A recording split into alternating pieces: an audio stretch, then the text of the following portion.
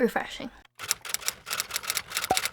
Hello book besties and hello my feral readers. Welcome back to my channel. My name's Emisu and today is a glorious day. Today I'll be going through all the books I've read so far in 2025 with a yes, no, or maybe. I know we're only 3 months into the year, but I've already read 50 books and that is halfway through my reading goal of 100. Now before you come after me for the number of books I read, everybody has different reading speeds, okay? I just like to put my energy elsewhere. Preferably in fiction. And with that, I'm most likely to complete my goal before the year even ends. So I'll be surpassing that reading goal and reading more than 100 books this year, which is good because I only started my reading journey last September. So it hasn't even been a full year since I got back into reading, which means I have a lot of catching up to do for the books that I want to read because there's so many new books. I just want to immerse myself in every universe that exists in fiction. So there you have it. I'm also really open to a lot of genres, so you'll see that with this video that my taste is everywhere. And with that, let's get into the video. Alright, to start off, this is the first book that I read in 2025. It is Twisted Kingdom by Rina Kent. This is a yes.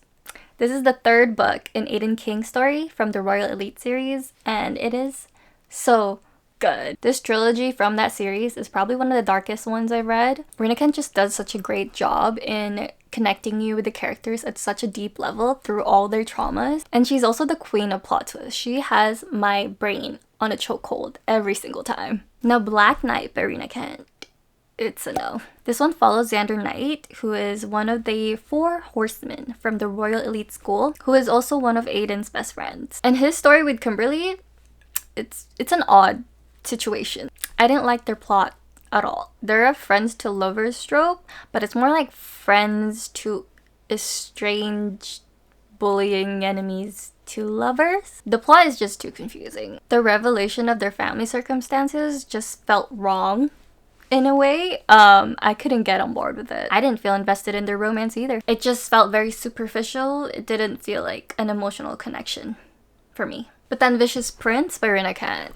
Yes. This one follows Ronan Astor, who is also one of the 4 horsemen, and Teal Vendoren. Their energy gives Black Cat Girl and Koi Golden Retriever Boy, which is very cute. Their dynamic was so dark and kinky, but also very adorable. They are the healing couple. They have such similar traumas, and what they go through in their past is so sad. So to read that they both go to therapy to get professional help for their trauma is very healing. They're both very flawed and jaded characters, and they know it. I just have so much love for this couple. Them and Aiden and Elsa's love story, the best in the series, in my opinion. Ruthless Empire by Rina Kent is also a yes. Now this one is much darker and more kinky in the romance aspect, so definitely read your trigger warnings. This follows Cole Nash, who is also part of the 4 horsemen,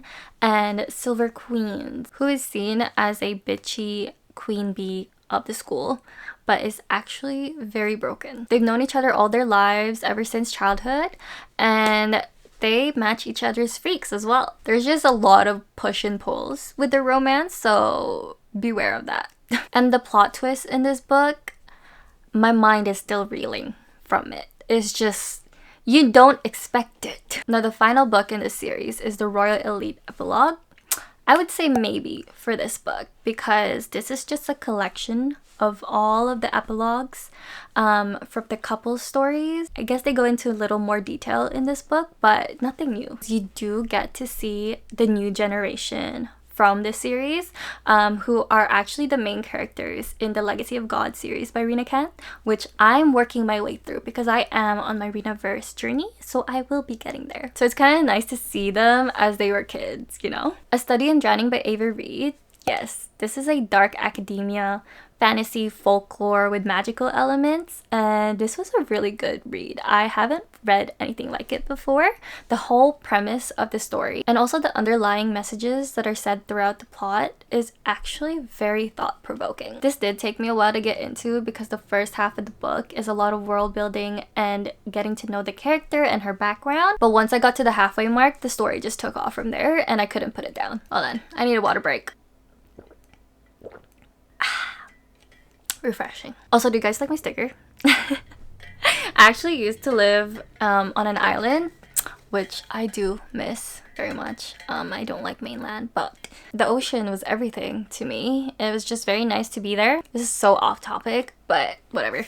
There would be times where in the summer we would paddleboard, so it's just very serene. You know what I mean? I'll put it like this so you guys can see a sticker. Oh, don't drop. The next book is actually quite a popular read. It is Quicksilver by Callie Hart, and this is definitely a yes. I'd say it's such a fun and easy read. Look at all the tabs that I made. Like, this speaks for itself. I did an immersive read for this, which means I was listening to the audio while I was reading the book, and the narrators were so good. The audio was dual narration, but the book itself is a first-person POV, which I thought was pretty cool because I really like it when the male characters are being voiced by the men and the female characters are being voiced by the women. It just makes you feel more immersed into the story. I just couldn't put this book down. I was literally sucked in from the first page and I couldn't let go of it. My hands were cramping from holding this book because she is thick, but she is worth it. I also really like Sarah Spain, who is the female main character in the story. She is such a baddie with an attitude, but not to the point of annoying. She's just a very confident gal, and I love that for her. She doesn't filter her words whatsoever. Whatever comes to her mind first, she will say it. But she's also a thinker. She doesn't act on pure emotions alone. She actually uses her brain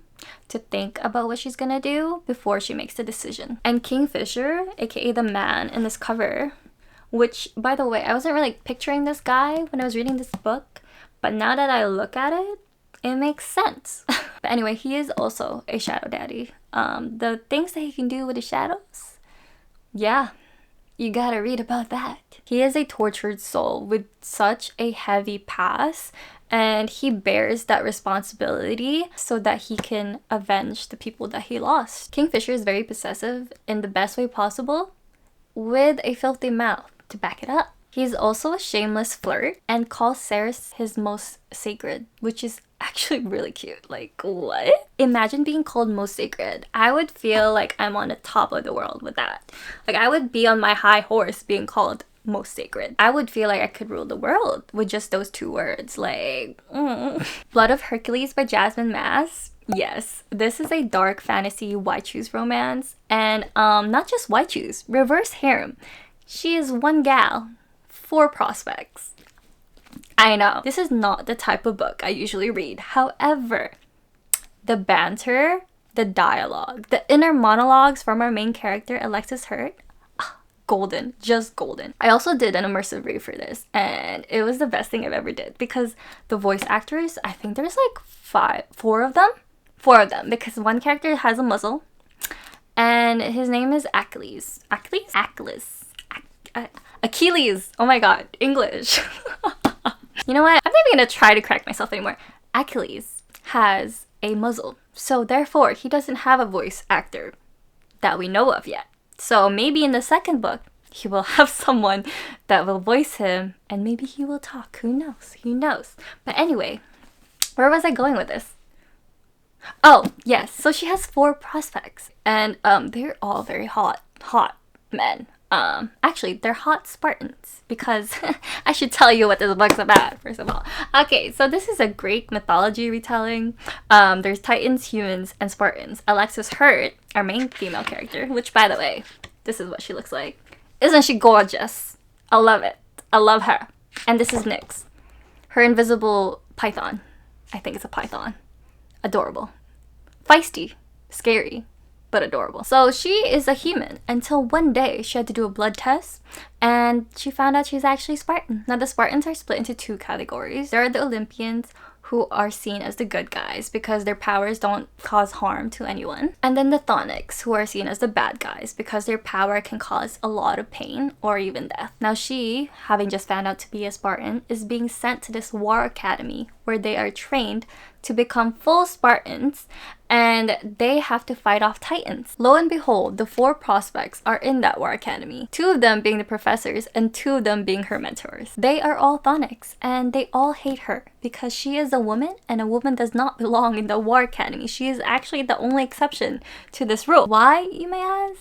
You'll need to read to find out. Anyway, they all put her through hell, basically, the whole time in a small academy. This is also a very slow burn romance. You don't start to really see action until probably the last 80 to 50 pages of this book. But is it worth it? Yes, it's so worth it. It didn't really bother me because I love slow burn romance. I want to feel that tension, that angst. You can see the hatred, the tension, and the yearning throughout the book. And you get to really see the progress of their dynamics. And that's what I really like about slow burn romance, is that you feel that connection with the characters and how they feel about the others, you know? And this is definitely true enemies to lovers. The amount of hatred that these men have for her. You know a book is that good when it has you feeling frustration and anger at the same time while you're giggling and kicking your feet, okay? And the fact that it had me throw it physically was quite a new experience, but I love this book. So yes, I highly recommend this. Now the next 3 books are actually a completed, interconnected, standalone dark Mafia romance series, which is called the Maid series. The first book is The Sweetest Oblivion, then The Maddest Obsession, and then The Darkest Temptation. The first 2 books is a definite yes for me. This one follows Nico Russo, who is an Italian mafia don, which basically means he's the head of the family. So he is the boss of that family. And Elena Avalai, sweet Avalai. Their story is so wholesome. It's fucked up, but it's wholesome, okay? Because he's actually engaged to be married to her younger sister, but obviously it fell through. I just want to say that I love Nico Russo so much. This man blew up a whole gas station with the clerk inside it because he touched Elena inappropriately. Like, yes, sir. Yes. Yes. Now in The Maddest Obsession, we have Christian Astor and Gianna Russo. Now Christian is my favorite mafia man in this series because he's been obsessed with Gianna for 8 years. Ever since he laid eyes on her first wedding, might I add. He had never stopped thinking about her. He even went as far as to go to therapy for 8 long years because of his obsession with her. This man kept her hair tie on his wrist for 3 years and never took it off. This man had to watch Gianna get married twice.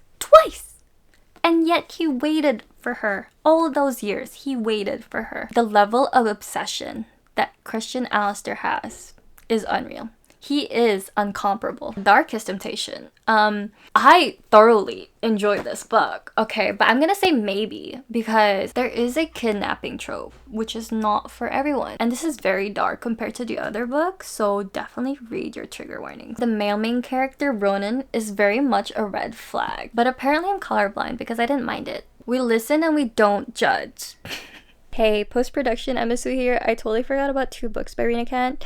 The Reign of a King and A Rise of a Queen, which is the Kingdom duet. This is a maybe for me, just because the premise of it, with how the couple got together, is just very odd.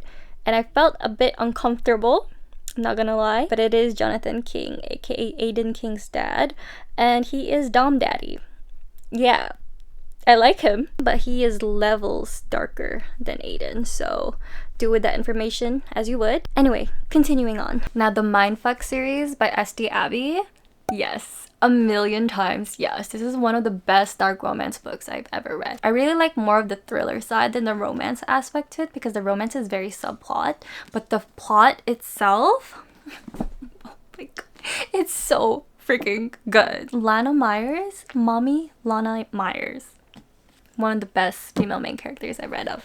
I love her so much! Lana Myers is a serial killer on her revenge arc and gets together with Logan Bennett, who is an FBI profiler who is unknowingly in charge of her case. This book is actually a collection of 5 short stories that are sequential, and I devoured this in 12 hours because I picked this up at 4 p.m. on a Friday night and finished it at 4 a.m. on a Saturday morning. So I didn't sleep. Basically, I bet you whatever money I have, which is probably none at the moment, that you will finish this in less than 24 hours. All 5 short stories, because it looks intimidating, but once you start reading, the way that the writing is just so easily digestible. I can guarantee you that once you pick this book up, you won't put it down until you're done. And I must say, my mind was truly fucked because S.D. Abbey, a genius.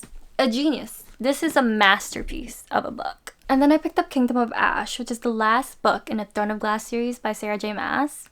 And yes, like, yes. There's just, I just have no words. I just have no words for the emotional roller coaster I went through with this book to whatever end. It was a bittersweet moment to know that I could never read it for the first time ever again. And then I finally picked up my first ever sports romance series with the Windy City series by Liz Tomford. This is an interconnected standalone series. Each book follows a different couple. There is only 4 books out at the time that I'm filming this video. However, the 5th book comes out, I believe, in May.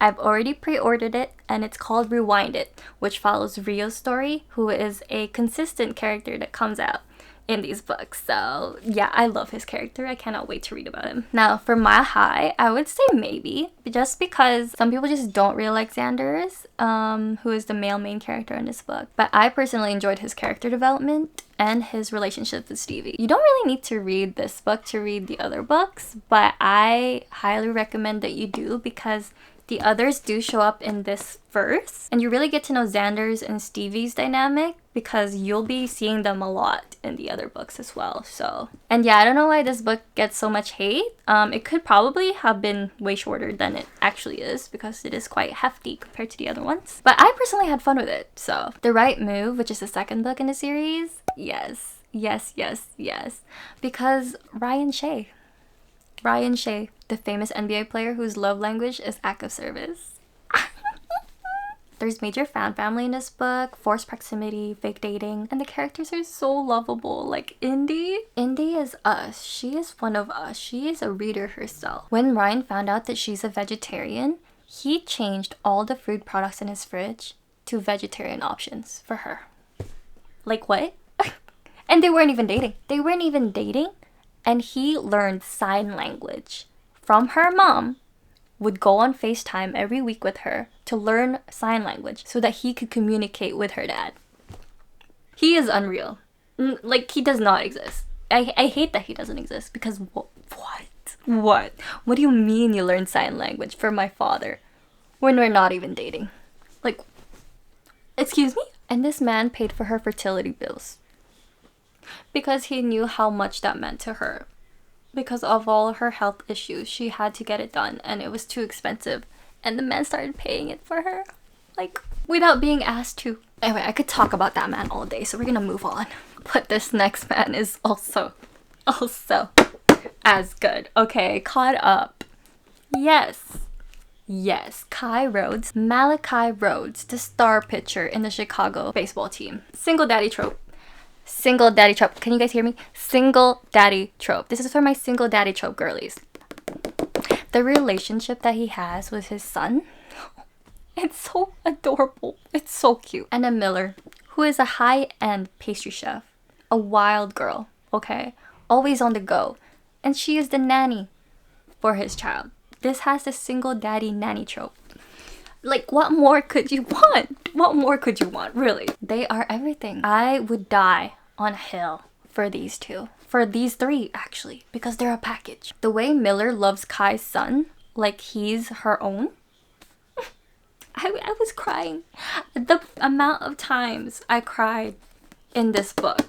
Like, I'm sure you could find some teardrops in here. Let me read you a quote from Kai that has me crying each time. Miller, he says, making sure my attention is on him. If you ever decide to stop running and make a home, his eyes are begging and pleading. Make it with me. I'll make it with you. Yeah. This man is just so perfect. He's just so perfect. That was a lot to take in. Just thinking about Kai again, it's just too much, because it makes me sad that he doesn't exist. It makes me sad that none of these men exist. It's just not fair. I just wanna live in their world. I wanna be in this world, but I'm not. So, moving on. Now the 4th book, Play Along. Yes, if you loved Kai, you have to meet Isaiah, because they are brothers. They are the Rhodes brothers, and the Rhodes brothers do it best. You want a man that yearns You have to meet Isaiah Rhodes. This man has been pining for Kennedy for 3 years, okay? And as soon as he found out that her engagement with her fiance was over, he remained single. He stopped playing around and remained single for her and devoted all his time and attention for her just to get one chance to be with her. Now this man is colorblind and he learned the color of her hair through his friends and what they were describing. So he starts calling her Kennedy K. Auburn.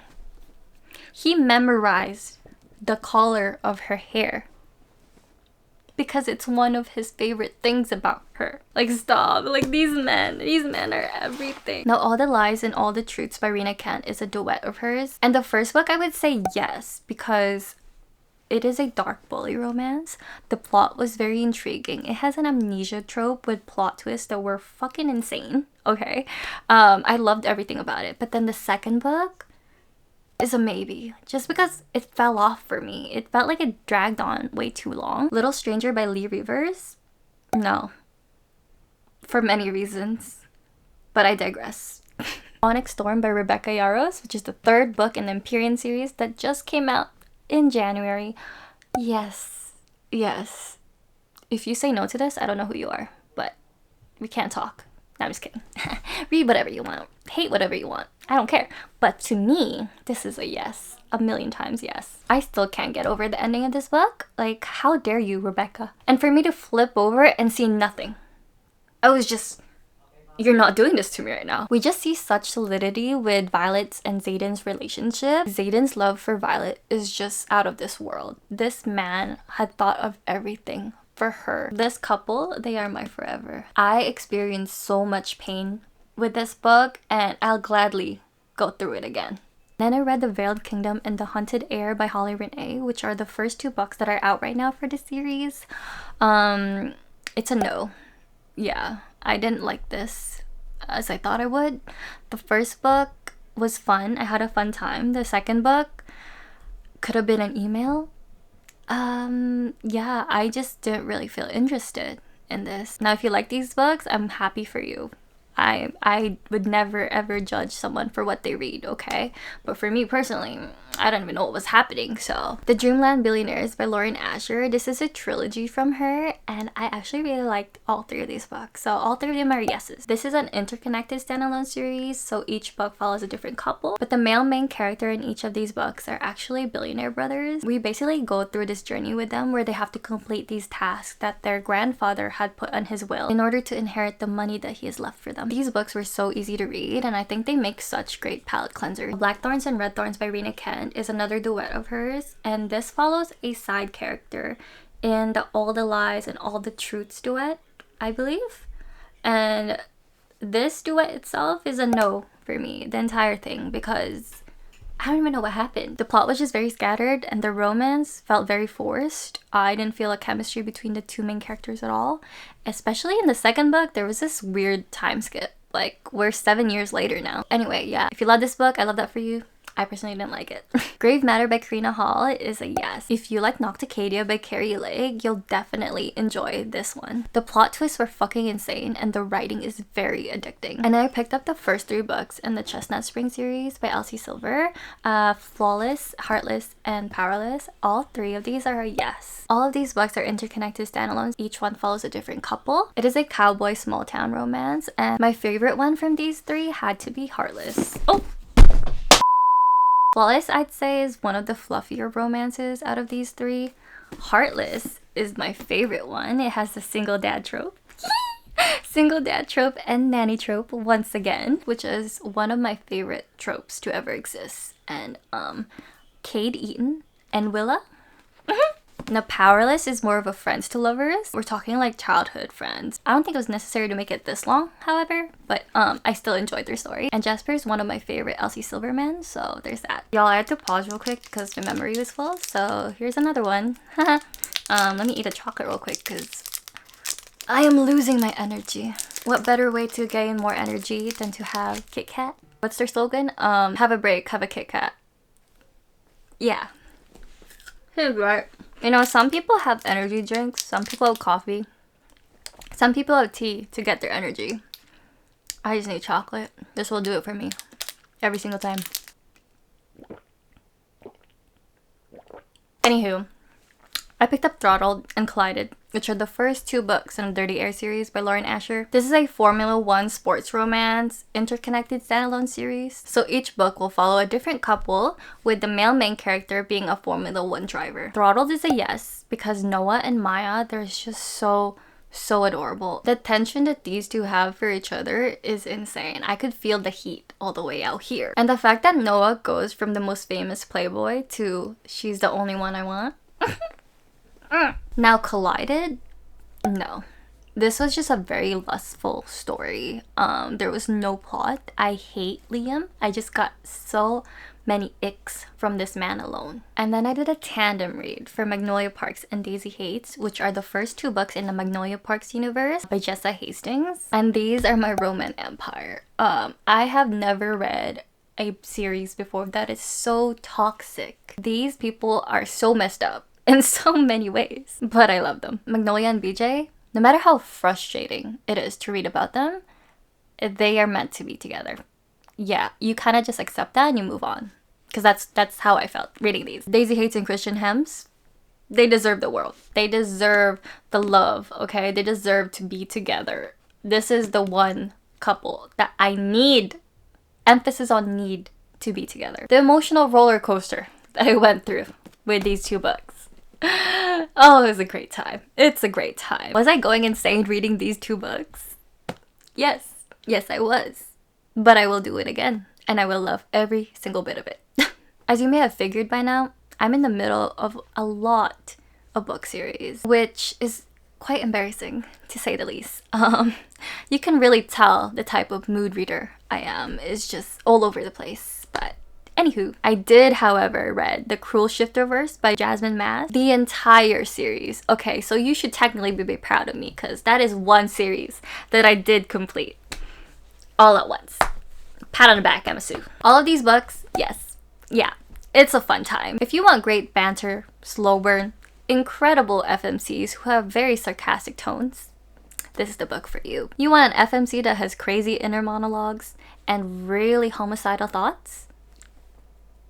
This is a series for you. Oh, and the men, they grovel. They really grovel. No, seriously, listen to me. They really grovel. Did I mention this is a why choose romance? Because it is. Yeah. This follows 2 female main protagonists, okay? First 3 books follows one and the second 3 books follows another, but their stories intertwine, so you see both of them in every book. One of them have 4 partners and the other have 5 partners, so it's a fun time. Pick this series up. You won't regret it. The Poppy War by R.F. Kuang, yes. The first book in the Poppy War trilogy, because my best friend actually chose this book for our buddy read, which I think she's still in the middle of reading right now. So the second book won't see the light of day, so probably next month. You want trauma? Check. You want emotional damage? Check. You want to question every single thing? Check. A moral compass? What is that? I picked up Lady of Darkness and Lady of Shadows by Melissa K. Roerich. This is a dark fantasy romance. And Lady of Darkness, yes, I was very intrigued by the plot and where it was headed. Now, did it have elements of other fantasy books? Yes, as most do. But the female main character is very uncanny. And not gonna lie, I almost DNF'd the first book at 30% because of that. But the story did take a turn and got me intrigued because it really started to take a form of its own, which I enjoyed. That's why I wanted to keep going. So I picked up the second book, Lady of Shadows. This one, however, I'm gonna say no. It fell off real fast for me. I could not handle the very annoying and very frustrating choices that the female main character and the male main character make. And it's always the back and forth between the two of them. I thought they would grow out of it from the first book. I was wrong. There would be a point where you'd think it'd get better and then it just goes downhill again because they just love to keep information from each other. So I just got really annoyed and I didn't feel invested in the romance anymore or the plot. So I was like, know what? I finished the book and I was done. I don't think I'll be continuing this book series anytime soon. I will be reading the Legacy series though. As you can see, it's like actually right here. Hopefully I end up enjoying that series. Empire of Desires by Rena Kent. This is part of an interconnected standalone dark romance series by her. And this is the first book. It's a maybe. And this one has my dad's best friend. I'd be all for it. if it wasn't for the fact that he has known her since she was a baby and calls her baby girl. No. Oh god, no. No. And then I read Vesellus by Courtney L. Wynn. This is a yes. Only the first book out right now, but oh my god, it is super underrated. This is a paranormal gothic romance with an MMC who is a ghost that can transform into his physical being because he's stuck in this middle plane in the spiritual realm as the god of death, Nil, I believe is how you say his name, who has chosen him to be this exterminator so that he can extract souls whenever Nil wishes him to. Until one day he's tasked to bring in this pure soul from his world, and that being our FNC Nazara, and she is a baddie. And the magic system is super unique because they use the rings that they use to bond with the spirits to channel their powers. It's pretty cool. And lastly, the 50th book that we read is The Throne of the Fallen by Carrie Maniscalco. This is a fantasy romance with deadly games and trials involving demons, humans, and fays, and all other creatures. It's very Bridgerton-esque vibes to it as well. And I thought it was a pretty fun story. I would say like a maybe to this. It's not for everyone. I felt like the plot was good, but it felt dragged on a lot. It felt like a lot of filler moments as well. And the romance it's very lustful. It just felt like it was purely out of physical attraction that they got together. So those are all the 50 books I read so far. By the time this video comes out, I most likely have read past it. Now that you guys have an idea of my taste in books, if you have any suggestions for what books I should read next, let me know in the comments. And if you've read any of the books in this video, let me know your thoughts in the comments as well. I love you guys, and I'll see you in my next video. Mwah!